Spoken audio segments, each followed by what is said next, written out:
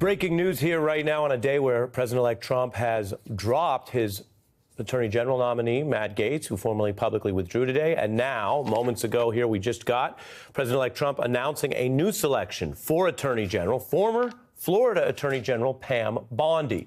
She was a lawyer who has worked alongside Donald Trump's impeachment defense lawyers at the first impeachment. So she played that role for then President Trump. In a new post that we got here, 6:28 p.m. Eastern from Donald Trump's Truth Social, he says he is announcing former Attorney General of Florida, Pam Bondi, as our, quote, next Attorney General of the United States. And he cites her work as a prosecutor for nearly, quote, 20 years. A contrast, of course, to Matt Gaetz's inexperience. And he says she was, quote, very tough on violent criminals and made the streets safe for Florida families. He goes on, and this is notable given the controversies. Donald Trump, in this statement, says, quote, the partisan DOJ has been weaponized against me, not anymore. Pam will refocus the DOJ to its intended purpose.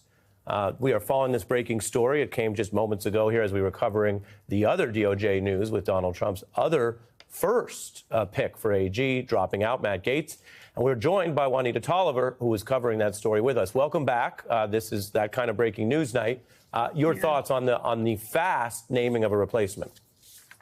I think the first thing that comes to my mind, Ari, is loyalty, loyalty, loyalty. It's my understanding that Pam Bondi has been right there, yes, Kendrick, right there with Trump on his super PAC for the 2024 election. She helped participate in his legal contestation of the 2020 election and vote counting in that election, as well as apparently engaging in some of his previous cases down in Florida. And so I feel like she is someone who Donald Trump fully expects to be able to pick up the phone and call and do his bidding. Remember, this is a behavior and approach that Trump attempted with William Barr, but apparently Barr had a threshold that prompted him to stop doing Trump's bidding around his push around 2020 election and overturning the efforts to overturn the election. But Pam Bondi seems to be someone that he's plucked from Florida. We know he is a Florida man, but he's plucked because he's familiar with her and fully expects her to go from his super PAC now into the DOJ to do his bidding, which we know includes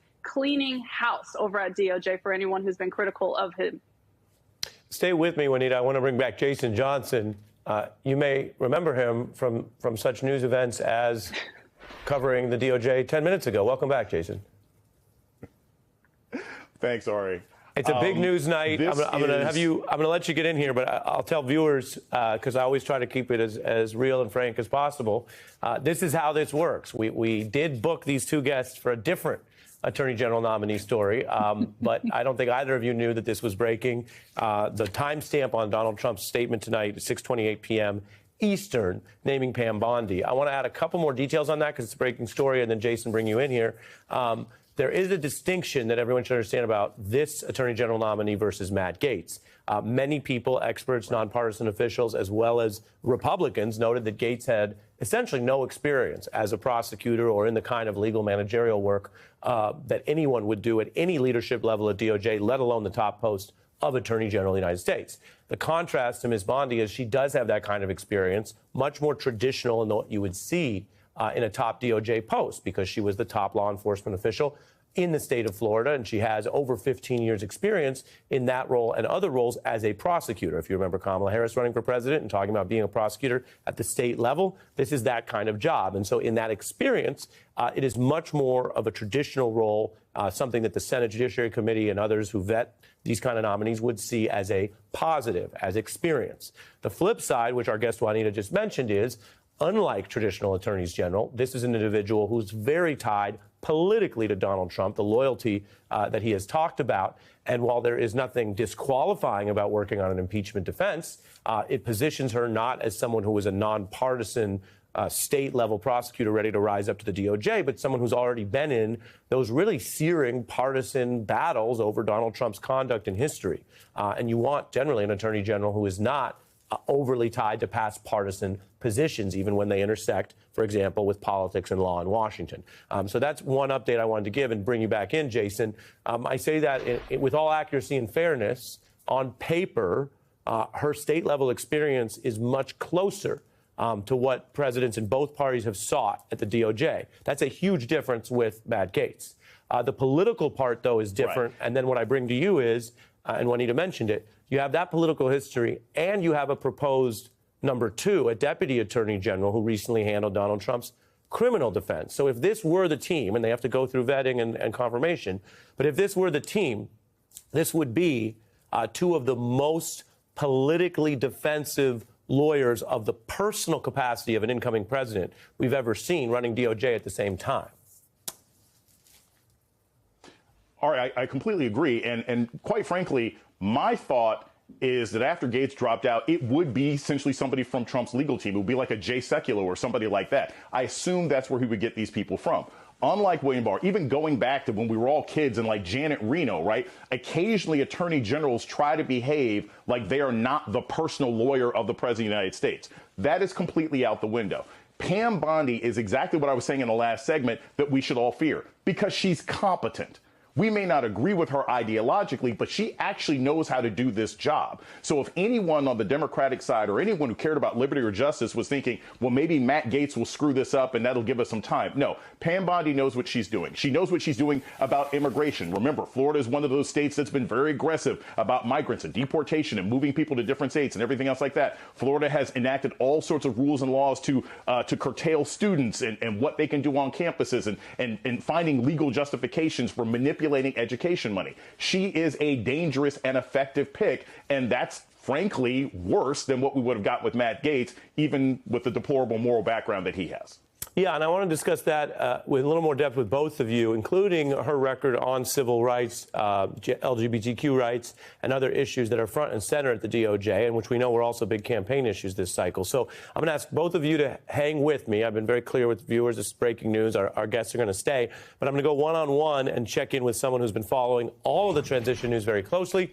NBC News correspondent Vaughn Hilliard, live from Mar-a-Lago. I got a couple of questions for you, Vaughn, but first I'll let you report out what you're hearing and what you think is important on what has been a very active day of transition changes.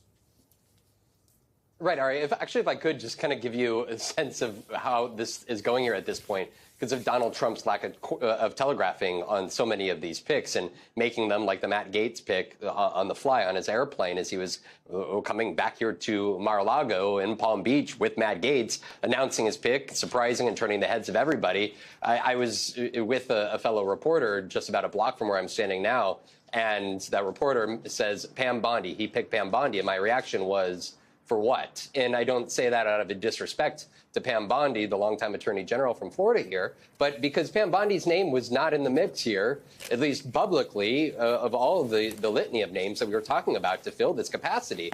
She's somebody that, as far as my understanding of her history, does not have experience in the Department of Justice, yet she served here. She defended Donald Trump during his impeachment proceedings. She has been a frequent presence over the last 5 years on cable TV, particularly Fox and other right-wing outlets, defending Donald Trump from during the course of his indictment to the 2 different impeachment proceedings he went through. So clearly, I think in Pam Bondi, I think there's a lot of questions that she'll undoubtedly face during the confirmation proceedings. But Ari, as you guys were just talking about, I think that there's also the question of especially to what extent will Pam Bondi's loyalty extend to her going and seeking out political investigations into his perceived enemies, and will she be able to withstand throughout the course of his administration to any pressures or desires that Donald Trump, the president of the United States, wants her to execute on in the position as the country's top prosecutor?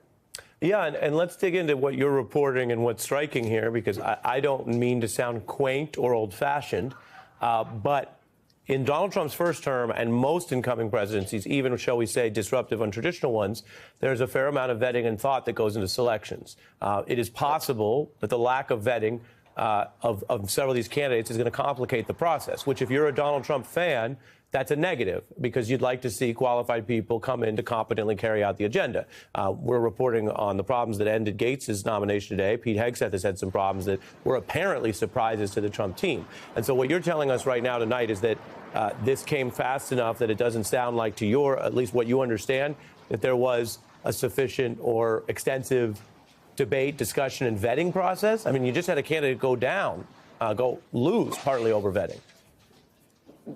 Right. And as far as we're aware, those memorandums of understanding with the GSA have still not been signed by this Trump transition team, meaning that they have not agreed to go through FBI background checks or security clearances for any of these cabinet picks or nominees. There is no federal funding that is going to this transition because it will require them to sign financial disclosures about private money that they are getting and potential conflicts of interest. So really, Mar-a-Lago is sort of operating on its own island, if you will, in very literal and metaphorical ways here. I think that this is, for this operation, it's not just Pete Hegseth, it's not just Matt Gaetz, right, over sexual misconduct and sexual assault allegations, but you just take Linda McMahon. Her husband, Vince McMahon, in WWE are under Department of Justice investigation as we speak for allegedly knowing about sex trafficking by a WWE employee. And there's questions over the extent to which Pam Bondi, in this capacity,